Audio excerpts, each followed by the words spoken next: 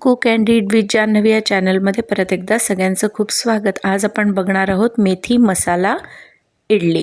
यामध्ये आपण मेथीचा वापर करून ही मसाला इडली तयार करणार आहोत आणि मेथीचा वापर केल्यामुळे या ज्या इडलीची टेस्ट आहे मसाला इडलीची ती अजून वाढते। त्यासाठी आपण सगळ्या इडल्यांना छोट्या आकारामध्ये चिरून घेतलं आणि मग त्यानंतर आपण थोडीशी मेथी, कढीपत्ता, एक लाल मिरची, लिंबू आणि आलं लसूण पेस्ट यांचा वापर या पदार्थामध्ये करणार आहे।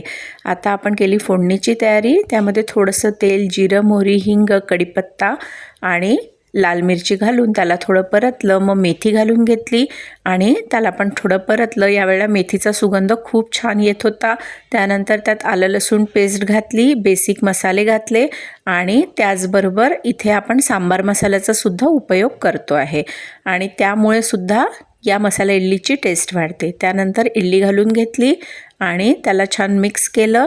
शेवटी आपण त्यामध्ये थोडं लिंबू पिळून घेतलं आणि अजून त्याची टेस्ट वाढावी म्हणून अगदी थोडीशी कसुरी मेथी आपण त्याच्यामध्ये घातलेली आहे आणि अशी आपली मेथी मसाला इडली झाली तयार। अशाच नवनवीन रेसिपींसाठी माझ्या चॅनलला सबस्क्राईब करा।